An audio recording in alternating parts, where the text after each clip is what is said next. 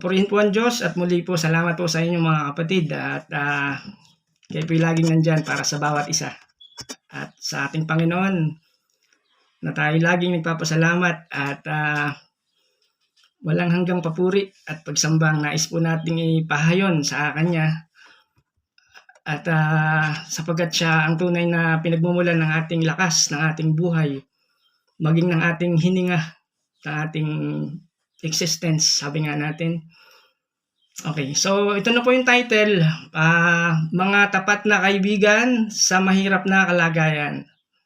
Gets niyo po yung title po? Mga tapat na kaibigan sa mahirap na kalagayan.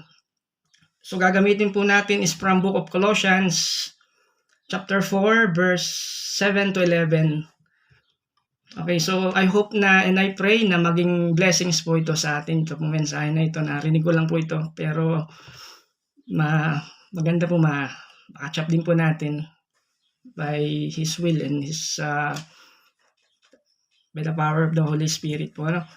Okay, babasahin ko po sa English, then ito Tagalog. Then i-start ko na po. Ano? Okay. Alright, so verse 7, Tychicus will tell you all about my activities. He is a beloved brother and faithful minister and fellow servant in the Lord. I have sent him to you for this very purpose, that you may know how we are, and that he may encourage your hearts.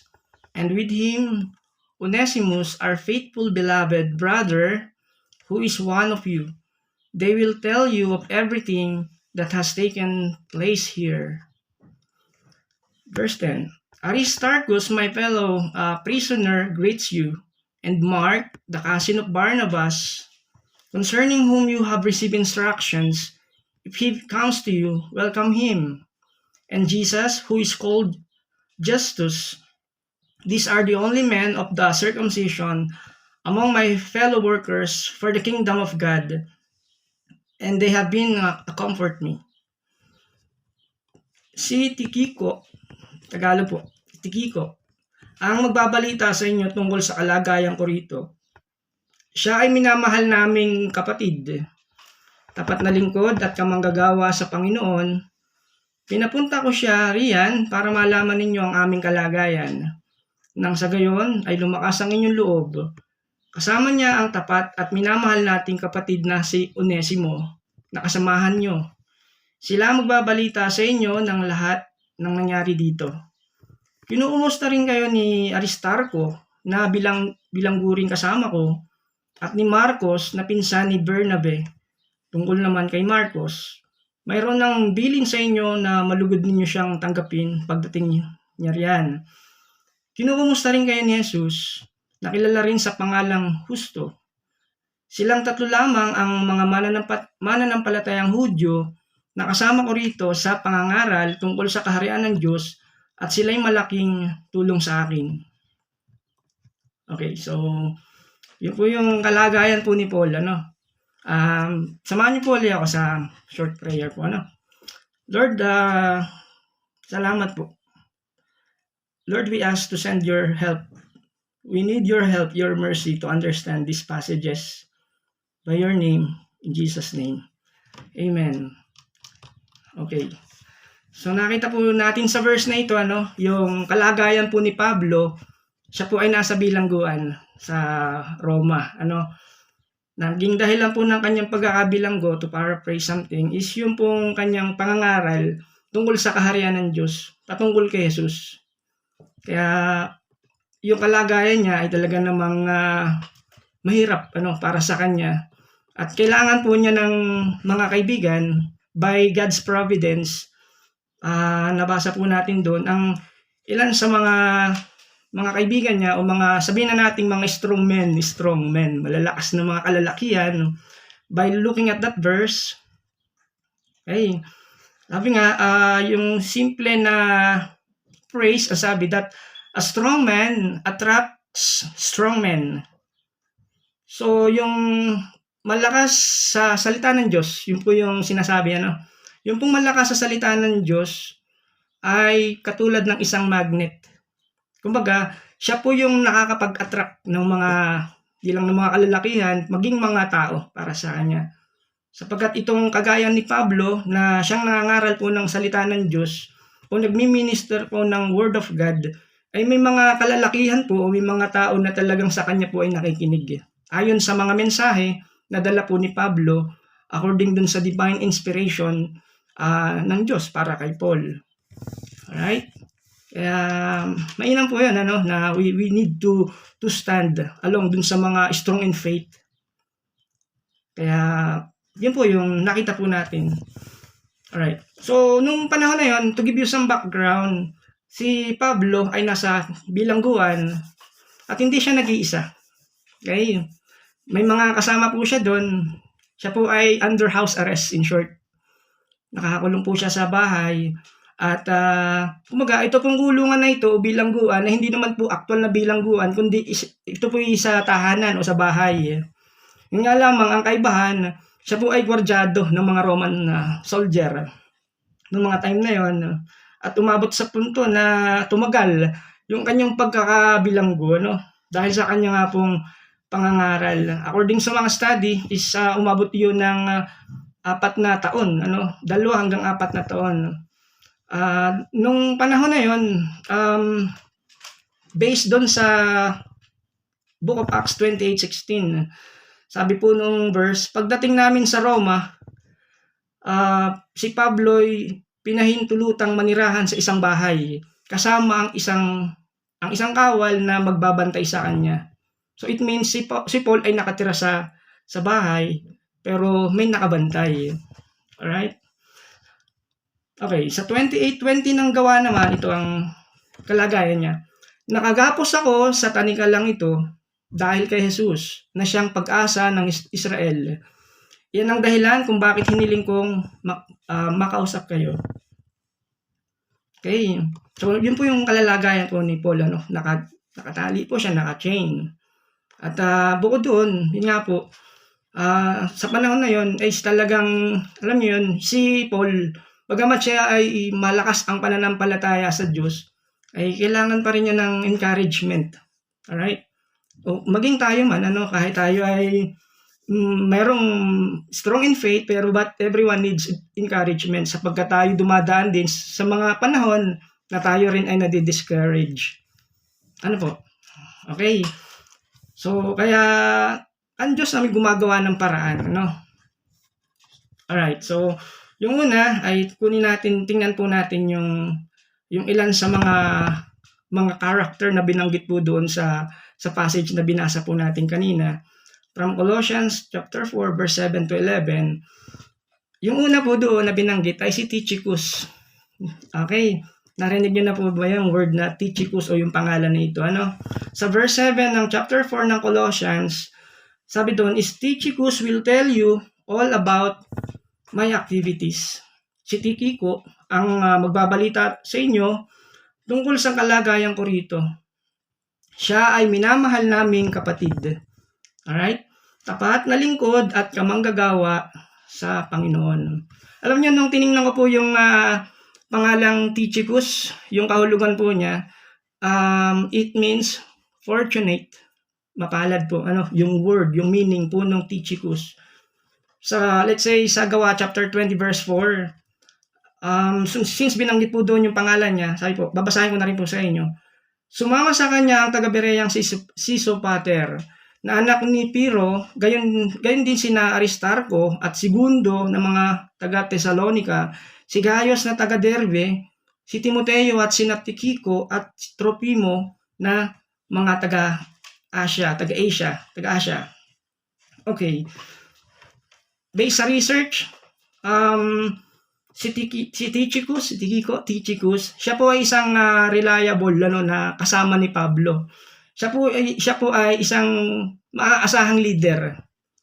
At since ito pong si Tychicus ay kinukonsidera po na isang replacement. May mga panganahon na siya po ay replacement ni Titus at ni Timothy sa ilang mga occasions, like yung what binanggit po sa 2 Timothy 4:12 at sa Titus 3:12. Kagaya po nito, pinapunta ko sa Ephesus si Tychicus. So it means reliable, maaasahan po itong si Tychicus ni Paul bilang kamanggagawa sa Panginoon. Another one, sa 3:12 ng Titus, papupuntahin ko riyan si Artemas o si Tychicus. Pagdating nila dyan, pilitin mong makapunta sa Nicopolis, doon ako magpapalipas ng taglamig. Alright? So alam niyo po yung isa sa responsibility po ni Tychicus bilang kamanggagawa ni Paul sa panahon nila, siya po yung tagadala po ng sulat, okay, ng letter. Halimbawa po ng yung sinend po, yung pinadala po ni Pablo, yung letter of Colossians, kasama yung Ephesians, and yung Philemon. Yun po yung mga sulat, ginawa po ni Pablo habang siya nasa loob ng bilangguan. At ang ginamit po niya, ang kasama po niyang nagdala, ay walang iba kundi si Tychicus. Okay, ganun po yung tiwala po ni Paul. Kagaya po ng lingkod niya, ang lingkod ng Panginoon na si Tychicus. Okay, sa Ephesians 6:21, sabi po doon, si Tychicus na mahal nating kapatid. Yun po yung sinabi, mahal nating kapatid at tapat na lingkod ng Panginoon, ang magbabalita ng lahat ng bagay tungkol sa aking kalagayan at ginagawa. So it means to say na si Tychicus ay kasama po ni Pablo sa loob po ng isang house arrest. Okay. Subalit sabi niya, kung i-describe po ni Paul dun sa letter, tapat na lingkod. Mahal na, sabi niya, tapat na lingkod at kamanggagawa sa Panginoon. Alright. So siya po si Tychicus, Hindi po siya ganun ka-popular na karakter sa Bible. Nakagaya ni na Pedro, ni na John, okay? Ni na James. Pero alam niyo po si Tychicus, siya po ay kabalikat po ni Pablo, ni Paul. Lagi po siyang nasa tabi niya. Sa ilang nakaraang mga panahon at taon ay talagang sa mga missions, sa mga missionary activity, kasama po ni Pablo itong si Tychicus. Kumbaga, sila ay, sabi natin sa Tagalog yung magkasangga po sila, sandang dikit po silang dalawa. Okay. Sapagkat ang nagdala po ng mabuting balita o ng gospel sa buhay po ni Tychicus ay walang iba kundi si Paul. Kaya ganun na lamang po yung kanilang pagsama, bilang kamanggagawa sa Panginoon. So very unique po yung kanilang relasyon bilang sila'y magkasama, magkakamanggagawa. Si Tychicus sa isang tapat at isang maasahang kamanggagawa sa Panginoon sa panahon po ni Paul. Okay, na every time na merong trouble, may problema si Pablo, nandun po si Tychicus, Halimbawa, itong sa Acts 19:23-41, nagkaroon ng gulo o ng riot sa Ephesus. Binasa po natin, ito po yung laman. Nang panahon ngayon ay nagkaroon ng isang malaking kaguluhan dahil sa daan ng Panginoon. May isang panday pilak na nagngangalang Demetrio na gumagawa ng maliit na templong pilak ng kanilang diyosang si Artemis, at ito'y pinagkakakitaan ng malaki. Tinipon niya ang kanyang mga manggagawa at ang iba pang mga taong ganito rin ang hanap buhay. Sinabi niya, mga kasama, alam ninyo sa mga gawain ito na nagmumula ang ating masaganang pamumuhay. Sa 26, nakikita ninyo at naririnig kung ano ang ginagawa ng Pablong yan. So si Paul, ano po yung ginagawa niya? Sinasabi niya ang mga Diyos, small d, na ginawa ng kamay ng tao ay hindi raw Diyos. At marami siyang napapaniwala. Hindi lamang dito sa Epheso, kundi sa buong Asia. Sa 27, nanganganib na magkaroon ng masamang pangalan ng ating hanap buhay. Hindi lang yun, nanganganib din na ang templo ng dakilang diyosang si Artemis ay mawala ng kabuluhan. At ang dakilang diyosa na sinasamba ng Asia at ng buong daigdig ay hindi naigalang. Sa 28, pagkarinig nito, nagsiklab ang kanilang galit at sila ay nagsigawan. Okay, so in short, si Paul nangangaral ng katotohanan, marami nagagalit po sa kanya. Pero si Tychicus, kahit may problema pong hinaharap si Paul, dahil sa kanyang pangangaral para sa, of course, sa kapurihan ng ating Diyos. Okay, nakita niyo po, si Tychicus po ay kasama po doon sa panahon na yun. Sa 1 Corinthians, chapter 16, ito po naman sabi po doon.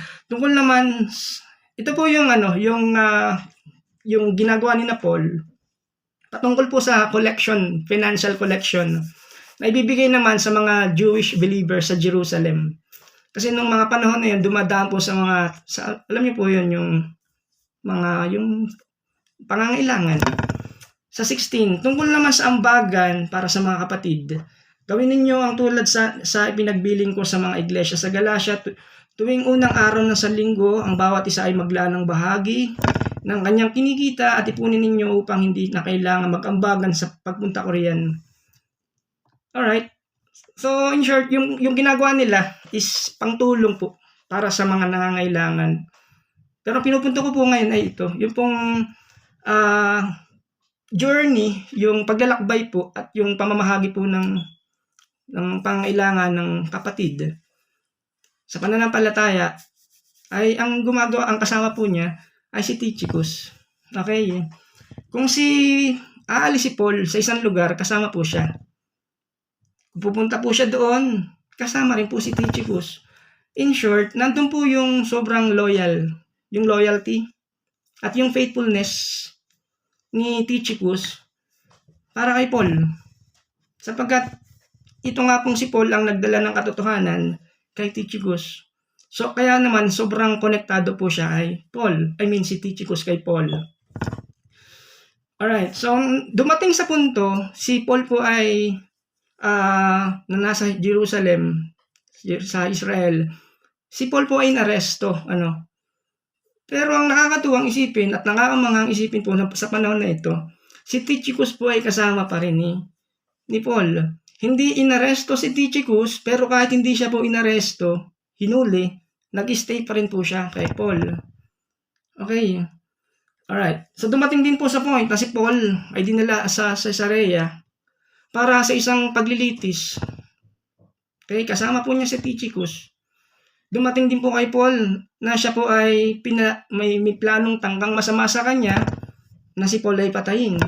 But then again, si Tychicus, kumbaga nandun pa rin sa tabi niya ni Paul, si Tychicus. Ganun po ka delikado, yung danger kapag ang isang kagaya ni Tychicus ay katabi ng isang kagaya ni Paul. I hope na gets niyo po yung point. Nanganganib ang buhay, hindi lamang ni Paul, pati na rin ng kanyang mga kasama.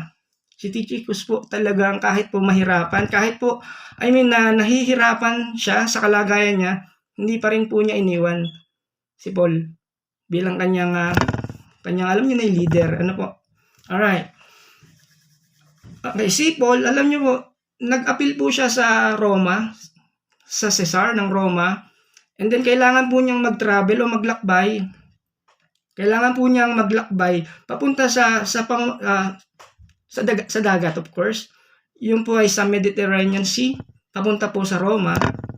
Kailangan po niya pumunta doon. And then pagdating niya po doon, kailangan po niya na maglakad on foot. Kailangan yung lakarin. Pag naglanda po sa lugar na yun si Paul, kasama niyo po si Tychicus, kailangan niya pong lakarin yun. Malayo, Can you imagine, wala pa pong sasakyan ng mga panahon na yun nung sa Roma. And then si Tychicus, again, is a part of a journey. Part ng journey po ni Paul. Dumating sa point na nawasak po yung barko na sinasakyan na Pablo at yung buhay nila ay talagang nasa bingit ng kamatayan. But again, si Tychicus po nag-stay pa rin po kay Paul. So, ganun po yung faithfulness and loyalty. Alright, so si Paul, si Tychicus, dumating na sa Roma at agad na nilagyan ng chain, ng posas, si Paul. At yun nga po, kagaya po ng nabanggit ko kanina, he was under arrest. Siya po ay nasa isang tahanan o bahay at kailangan niya pong mag-rent po doon. Itong inuupahan po ni Paul ay hindi po ganun ka-liit. Medyo malaki po iyon based po sa mga Bible scholar. At meron pong ilang ng mga tao na nakakapunta po sa kanya. At of course, dahil po may mga taong nakakapunta sa kanya, ang ginagawa ni Paul, basically, talagang binabahagi na po niya ng good news, ng gospel tungkol kay Jesus. Alright? So si Tychicus nag-decision po niya na mag-i-stay po siya kay Paul. For better or for worse, for thick and for thin. Ganun po yung sobrang pagmamahal bilang kaibigan ka manggagawa. Okay, ni Pablo, si Tychicus. Ganun po si Tychicus, ano? Alright. So, doon sa tahanan, na kung saan na-aresto nga po at nakakulong, bilang buwan, in short, si Pablo, nandun po si Tychicus. It means si Tychicus ay sobrang committed po. Although si Tychicus hindi naman po inaresto kung tutuusin. Si Paul lamang po yung inaresto. Pero yun nga po yung commitment niya na, ito pong si Tychicus, para kay Paul ay nandun. Kaya, yun nga, kailangan niya mag-stay. Ganun po yung commitment, Hindi po ganun kadali yun.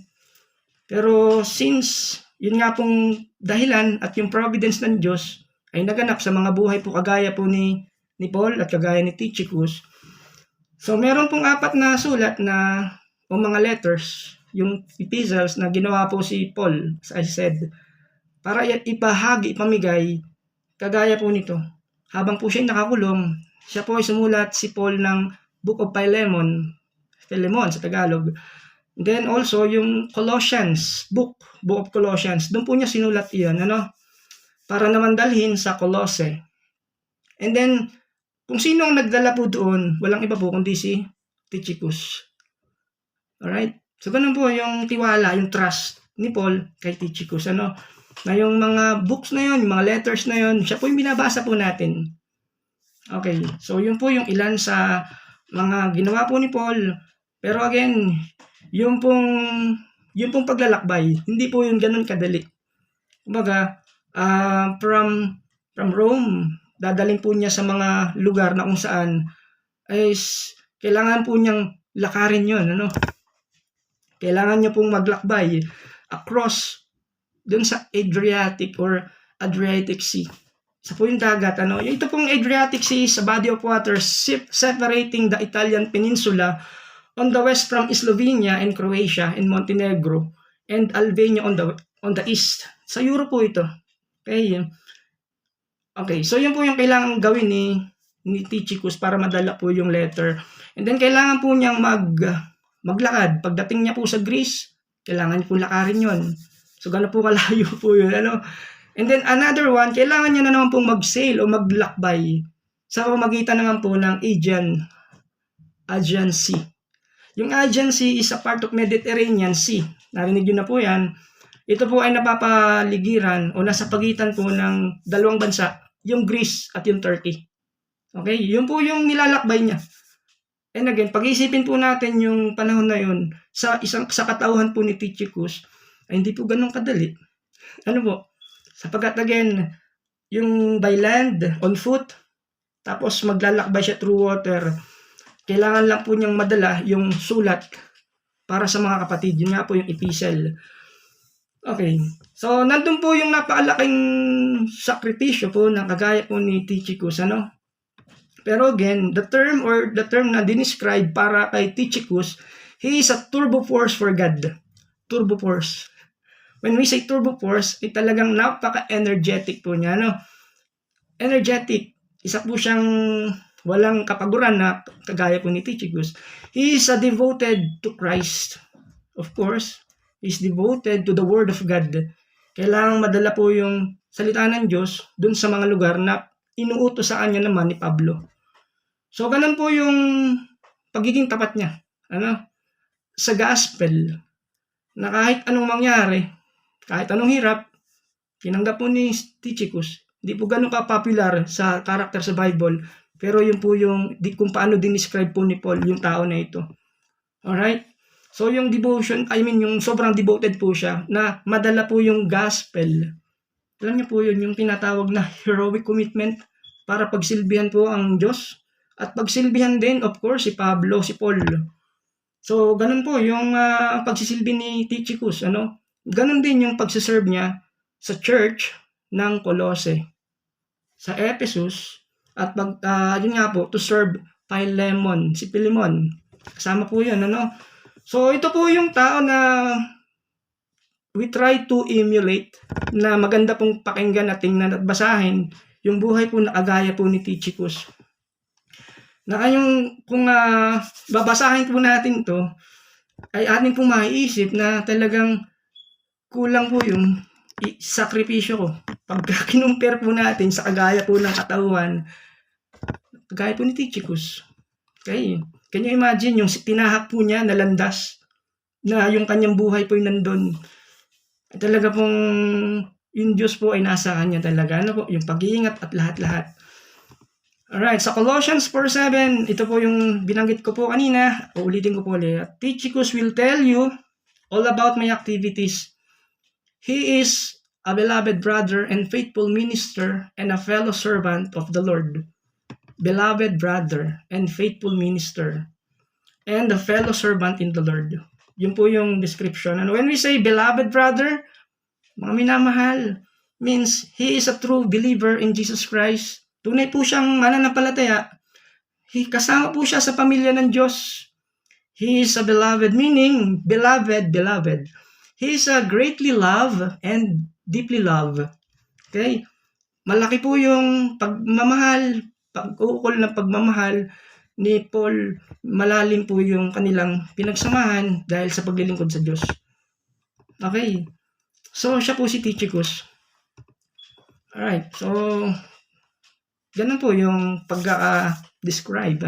Faithful servant. Matapat. Tapat na lingkod. Faithful means trustworthy, reliable. Yun po yun. Siya po ay kaibigan, kamanggagawa, mapagkakatiwalaan, maasahan. Sure, sigurado po si Paul kay Tychicus. Okay. Yun po yung kailangan natin din sa buhay po niya. Being a servant, alam niyo na pa yung mga words na yan. Servant is someone who has lowered themselves.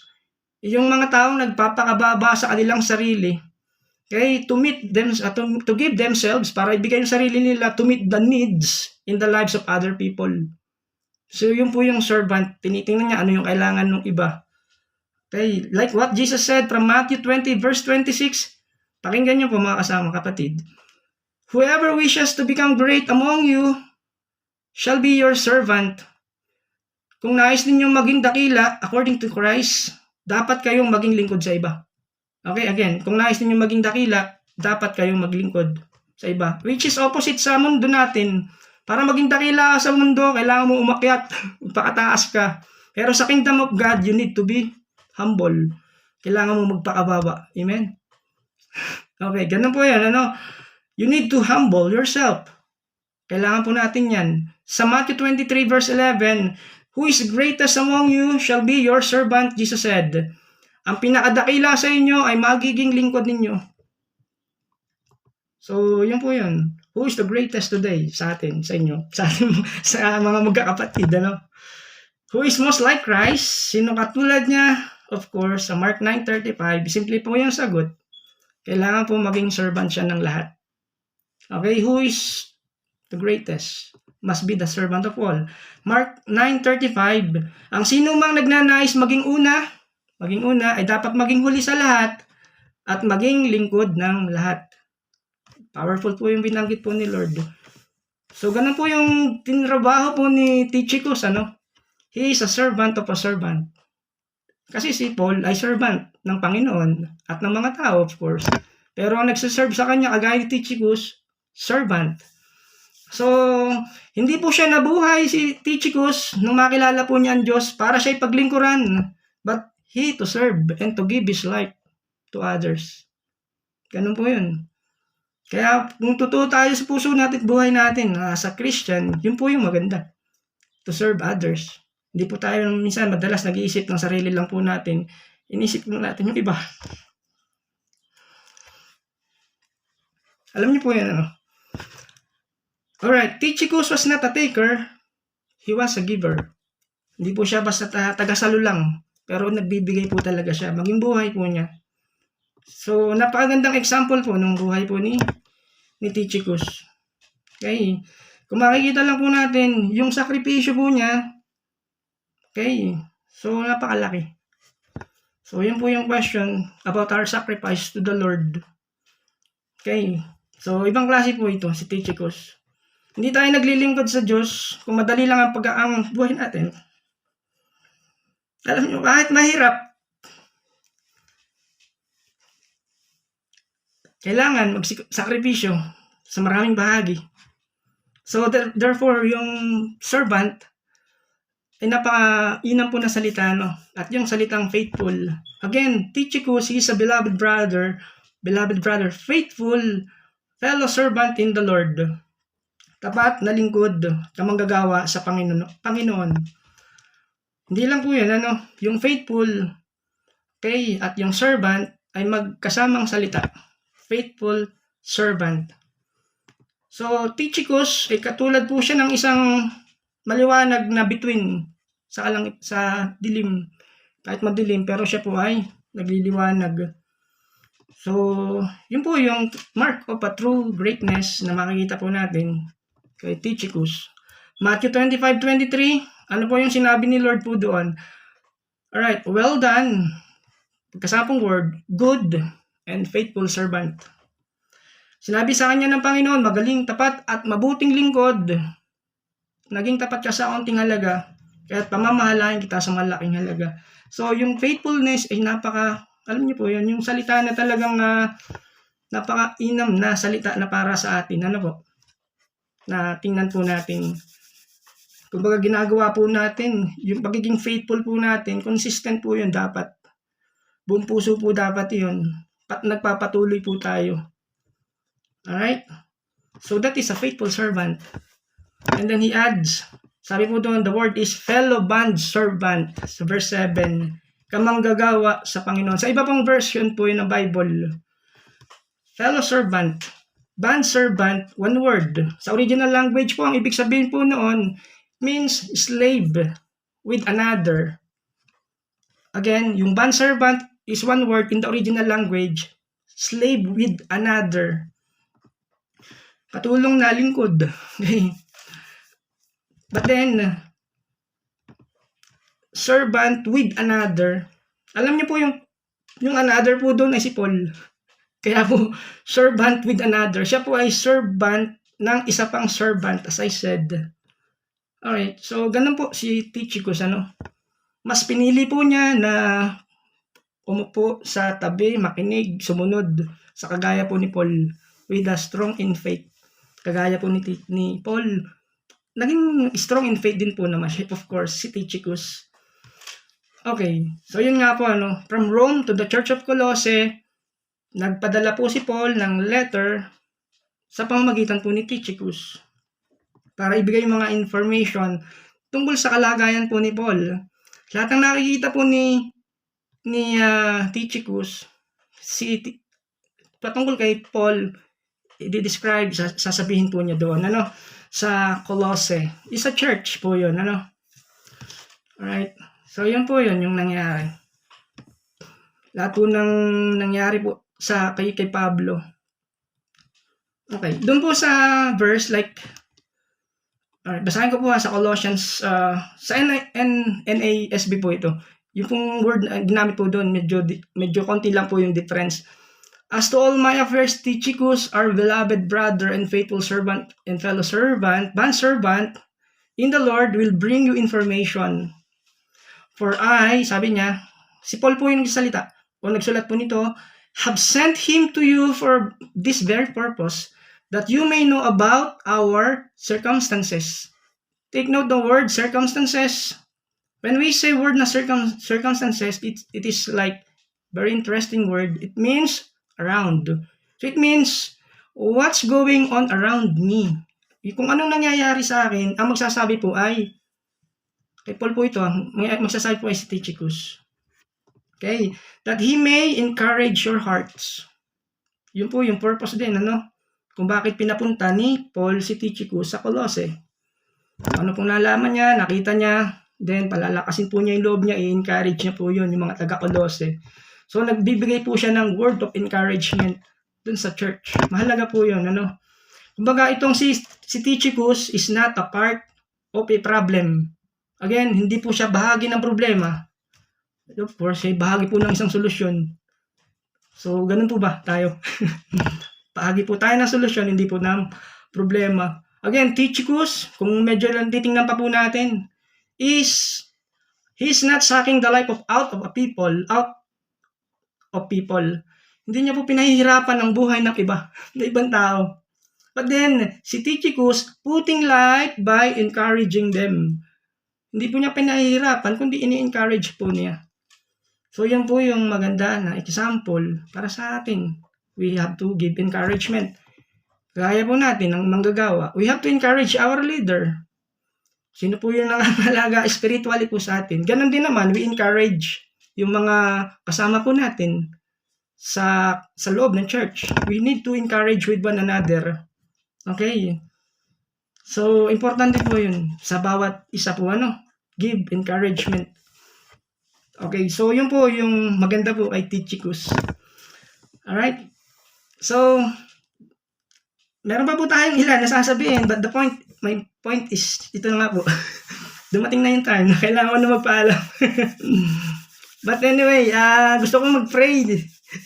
Lord, salamat po, aming Diyos Ama sa langit. Thank you for the life of Tychicus, the life of Paul, that set us an example as a worker of your church. Lord, I pray, give this life of Tychicus, give us encouragement, inspiration para sa buhay po namin. Lord, bless us. Turuan nyo kami maging humble, to be a servant of all, to give you the highest praise and glory. In Jesus' name, amen. Amen. God bless po.